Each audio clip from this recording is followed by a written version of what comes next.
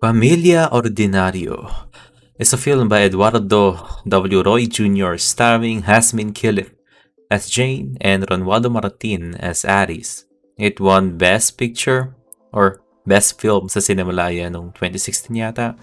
And yeah, this movie review will be full of spoilers, so be careful. Panoorin nyo muna yung film, which I really recommend, and panoorin nyo tong review na ito to hear my thoughts about it.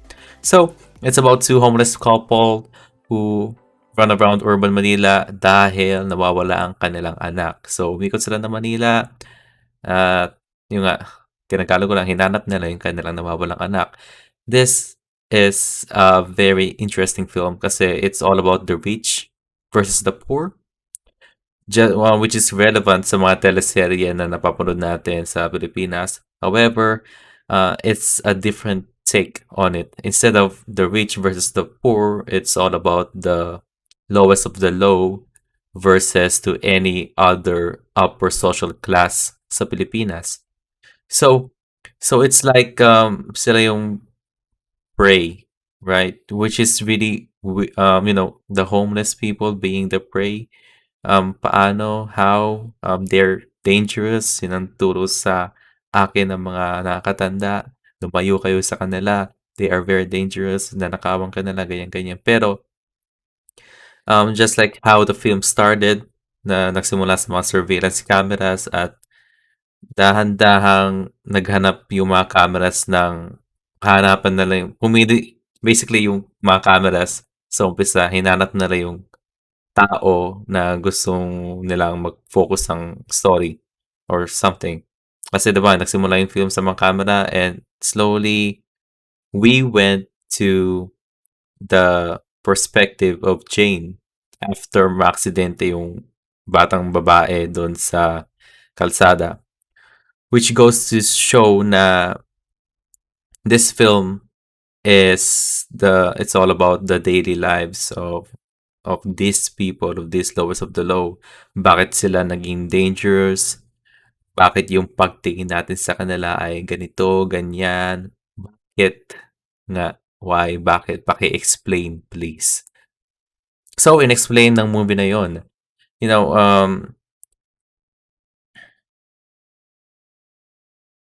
by the way, wala akong script, kaya nahihirapan ako mag-explain ngayon. So, please forgive me. Ayaw ko ng mga script. Ayaw ko ng may outlines ako, pero hindi ko binabasa yung outlines ngayon kasi nahihirapan ako mag-explain. So, yun nga, I grew up being told na lumayo sa kanila itong mga rugby boys na 'to, yung ganyan-ganyan, kasi they are dangerous, mananakawan ka. Actually, nanakawan ako ng cellphone dati. Bagong biling cellphone sa actually graduation gift ni papa para sa akin, Cherry Mobile Flare or something, at ninakawan ako habang bumibili ng mga bagay sa Pasig Supermarket. And napaisip ka, "Uy, masama yang magnakaw, mga ganyan, bakit nila nagagawa yung mga ganitong bagay?" Well, gaya ng pinakita ng film na 'to, it's because of desperation.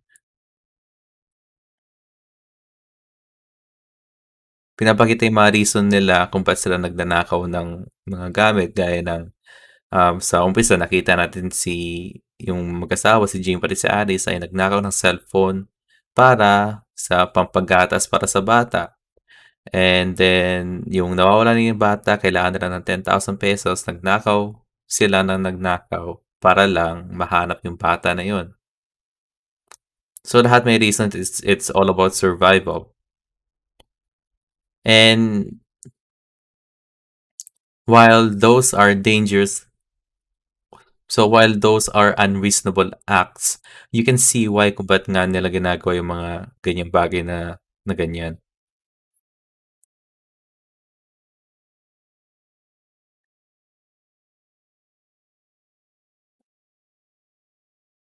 And something else that I found interesting kasi kaya nga nasabi ko, it's all about the lowest of the low versus any other upper classes. Either it's the low class, the middle class, and the high class. Kasi you can see itong Let's use the manong security guard for example.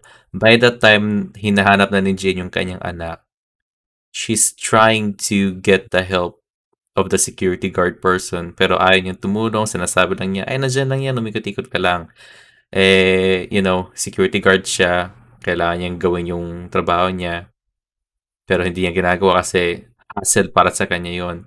And we keep on seeing that kind of reaction sa other people na nilapitan nila para sa tulong gaya din sa radio host na dalawa while they were given an airtime para gumawa ng public service para gumawa ng public announcement about sa nawawalan nilang anak. Hanggang doon lang 'yon, right? After marinig ng mga taong bayan yung storya ni Jane pati ni Aris about sa kanilang nawawalang anak sa radyo, may dumating na parang artista na babae at lahat ng focus ay nag-focus na sa babae at sila ay pinaalis na lang, binigyan ng pera at yun na yun. I mean, anong magagawa ng ₱500 sa kanila? Ang hinahanap nila ay bata. Any amount of money ay wala yun para sa buhay ng isang bata, para sa buhay ng anak nila, right? And then we keep on saying the same thing gaya sa let's say dun sa dun sa police, like the police scene. Lumapit si Jane sa police.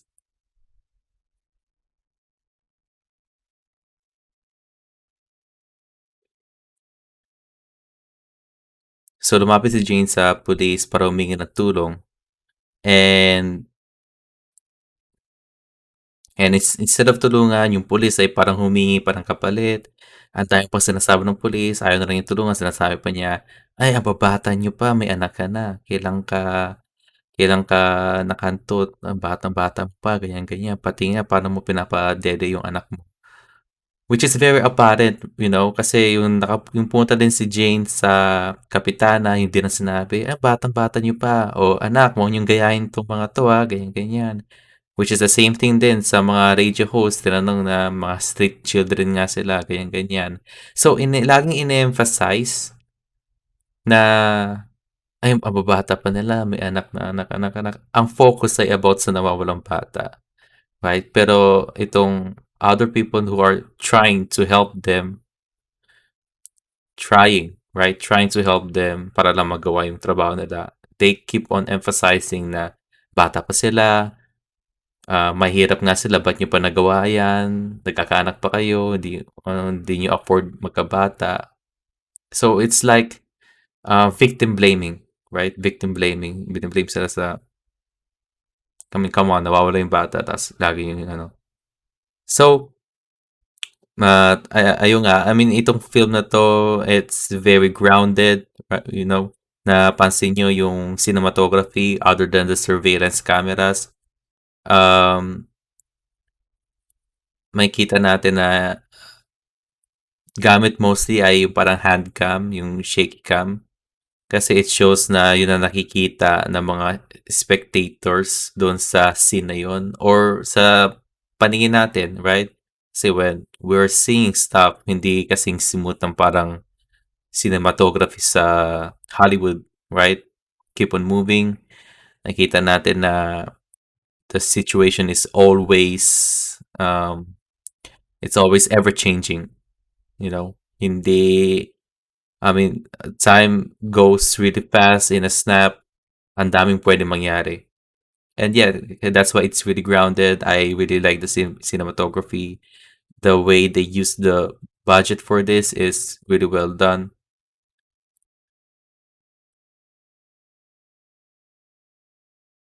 And yung napansin ko, no, there's also like a sudden surge of Filipino indie films na itong recent years lang na it's all about, people living in the lower or the middle class trying to do unreasonable acts just to earn money, which is nakita nga natin sa Pamilya Ordinaryo.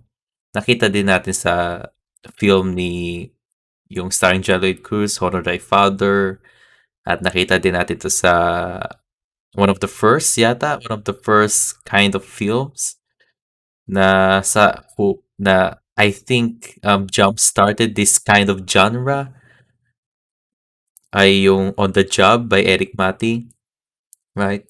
And then yung Manila, same thing din. Parang ganito, it's really grounded. It's all, yung focus ng storya ay nasa perspective ng mga people who are trying to do anything para lang sa pera. And it's really depressing. Those films are really depressing.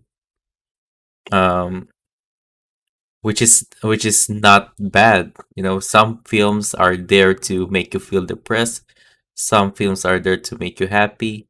And then even though we do watch film for entertainment, the feel of depression, the feel of being depressed after watching a film is some form of entertainment din kasi films wanted to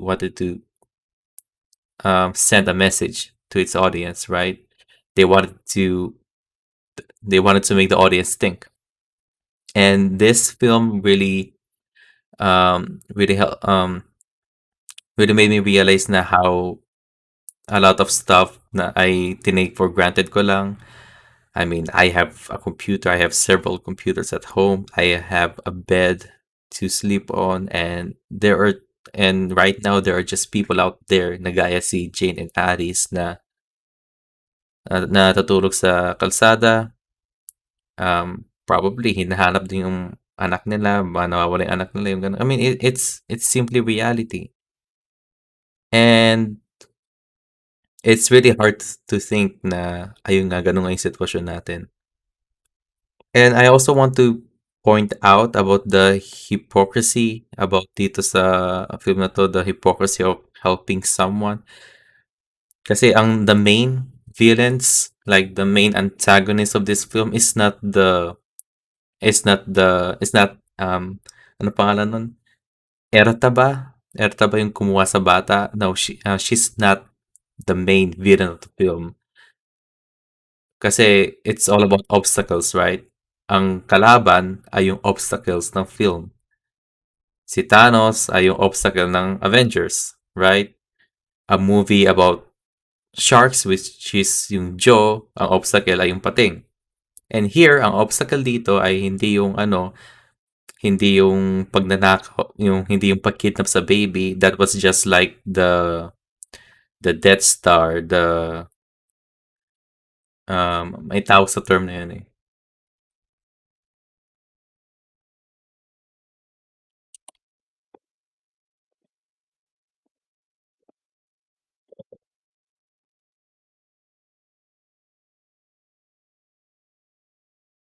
Ayun, the MacGuffin, right? The MacGuffin. So yung itong si Erta, yung kidnapper, pati yung bata, sila yung MacGuffin para i-push yung story forward. The real villains here are is the society itself, right? Kasi in some kind of way, yung mga tumulong sa kanila ay nag-benefit din para sa kanila, right? They are just trying to do this kind of things kasi magbe-benefit sa kanila yun gaya ng yung ngayon sa police, nag-benefit siya by he was using his authoritative power para makita yung katawan ni Jane. Yung lola doon, she was able to get 10,000 pesos gamit yung situation na nawawala yung anak ni Jane pati ni Aris. Yung interviewer na sa isang TV show, ginamit din nila ang istorya ni Jane pati ni Aris para lang makagawa sila ng isang episode at ang kapalit ay pagkain lang. Hindi man sila tumulong para hanapin yung bata. While yes, they did spread awareness, any kind of publicity is good publicity even though it's negative or positive. Still, because of that kind of publicity, bumukas din yung pintuan para lokohin sila, right? Kaya which led to yung lola nga na niloko sila para sa 10,000 pesos na yun. And it's just really crazy to think now, yeah, we live in that kind of situation. It goes to show na if you lend someone a food for a day, yung pagkain na yun ay only for that day, right? It's only for that day. And the best way para masolusyonan yung mga ganitong problema ay Jane and Aris should have someone that would stick with them from start to finish hanggang mahanap yung bata, which is something na malabong mangyari except if you're a good Samaritan or something, right? Kasi itong mga tumulong sa kanya, allegedly ay they were there temporarily para lang, for their benefits. Kaya ang sinasabi ko. And it really shows na yung reality natin, right? I mean, nangyayari to ngayon. We have I don't want to go too much on politics and stuff, pero hey, they are just some not every not every good people are doing the things for the better, right? Gaya ng authorities natin, mga police, there are some police officers that will use their power or their authoritative power para lang makabenefit sila, right? Gaya nga in real life, people rely um, on a guy like Rafi Tulfo, right? Kasi para sa kanila, Rafi Tulfo is their justice system na hindi magawa-gawa ng mga pulis sa Pilipinas. I'm not saying na ganun ang sitwasyon sa Pilipinas. I'm just saying na there are just we can we will hindi natin masasabi na itong form of authority na 'to ay makakatulong ba talaga sa atin o hindi. Nandiyan lang ba sila for display? And we can never tell. We can never tell. Kaya other people will just go to Tulfo para lang solusyonan yung problema nila. The justice system is broken. The justice system is broken, especially for the low class people, for the homeless, yung mga ganun. And it also shows the Filipino mentality na of being judgmental, right? Ayun nga, itong pulis na to, itong kapitana, ginudge nila si Jane pati si Aris kasi bata pa sila, ba't pa sila nagkakaanak. It doesn't matter kasi the problem is all about the missing child. It's not about them having a child for a very young age while being homeless, right? So, ayun. Ayan, napapansin ko yun. Kaya nga, sabi ng professor ko sa history dati, bakit ganun yung mga Pilipino? Down na nga yung tao, lalo nyo pang dinadown. For example, may taong yung may anak, namatay yung magulang niya. Tapos, some guy will tell her na, oh, yan, patay na yung magulang mo. Sino na mag-aalaga sa'yo? Saan ka natitira? Like, what the hell, man? Down na yung tao, lalo nyo pang dinadown. May problema na yung tao, lalo nyo pang dinadagdagan ng problema. So, it's just a Filipino trait. Kaya itong movie na to is like, it's hyper-realist. It's trying to show who we are as a society.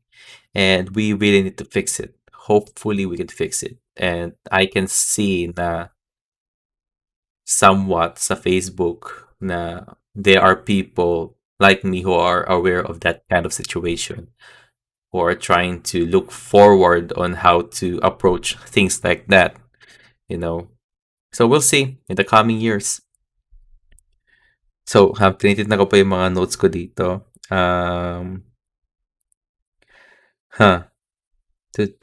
Okay. And nasabi ko naman na this film reminded me a lot of Tokyo Godfathers, which is an anime film na pinalabas noong early 2000s kasi that film is all about three homeless people na nagkaroon na may nahanap silang baby. sa basurahan at responsibility na lang alagaan yung baby kasi who else is going to take care of that baby, right? So it kind of reminded me of that film kasi it's all about poverty then. It's about homelessness and anong gagawin ng magulang para lang ma makamit yung responsibility nila bilang isang magulang, which is what Jane is trying to do in the whole film, right? And I want to talk about the Aris character. The Aris character is very interesting kasi lalaki siya and he is an example of one of those men or should I say boys na um kapag nabuntis na nila yung girlfriend nila or asawa nila tas nalaman nilang I mean, yung mga taong hindi nila tawag dun, may term dun, eh. Um, teka, gino-Google ko. Mabagal ang internet. Tu tu tu.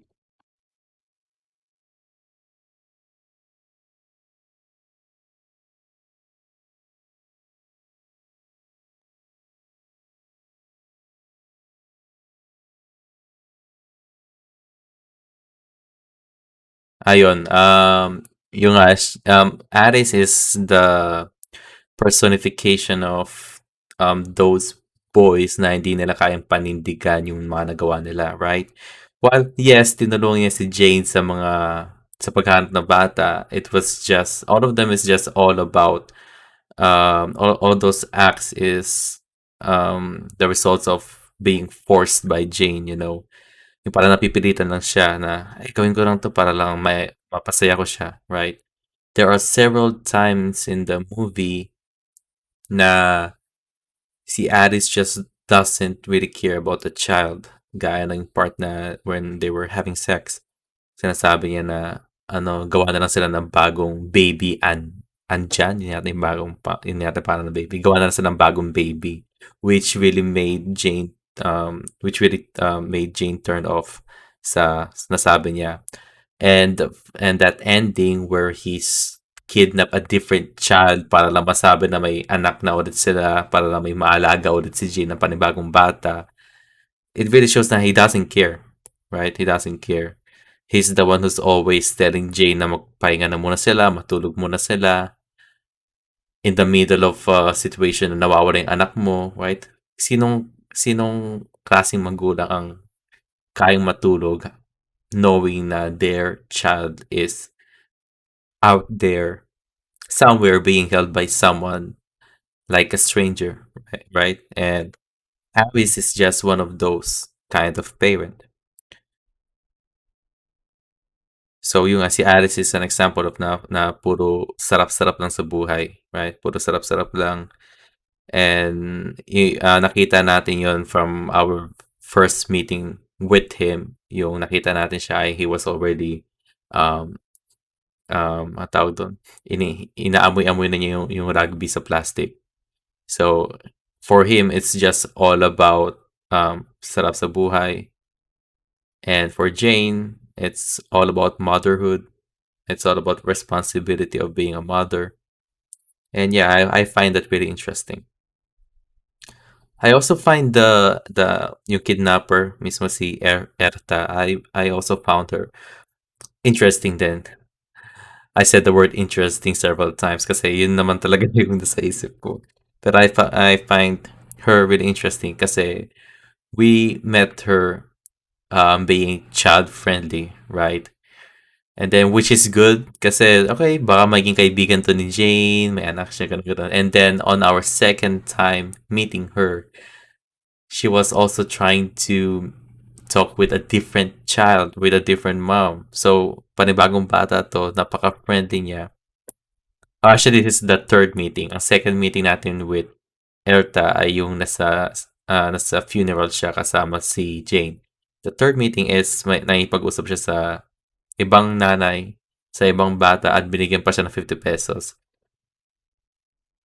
To other people, masasabi na, ay, ang friendly naman ni Erta. Pero for me, I know that there's something wrong about that. Why? is she willing to give money to anyone who has a child? And then you know that there's something about her, may mga plano siya. Kasi sa second meeting, she was trying to force Jane to na mangutang si Jane sa kanya, bigyan siya ng diapers, and it was just a good setup para sa character na to sa mga mangyayari in the coming scenes. And just like what happened in the 30-minute mark of the film, na she was able to bring Jane to a supermarket. So, Pamilyang Ordinaryo. Anong malarate ko dito? I can give it an 8 out of 10 because it's a really good film. The pacing is really good. A lot of people, according to them, na sabi nila bitin. I think it's not bitin. The ending is really well done because it's something that we can expect in reality. Reality will always leave us hanging. Hindi natin alam kung saan papunta yung storya natin. And not knowing about that child's fate is a very hyper realistic. Because in reality, and I bet na some homeless couple out there had their child missing because of many reasons that we don't know and we're not aware of. And yeah, I just find it napansin ko lang for Filipinos na when when they were watching a movie and the ending didn't have a proper conclusion, sasabihin na lang bitin, which kind of made sense. Pero they also have to see it in a storytelling perspective na yun nga, not everything has to have an ending, right? Or a proper ending or a proper conclusion kung saan everything sums up, ganito, ganito, life will always leave us hanging. So again, thanks for watching. That's my review of Pamilya Ordinaryo. And for more film and for more in the Filipino film reviews, subscribe to the Giga channel, and goodbye.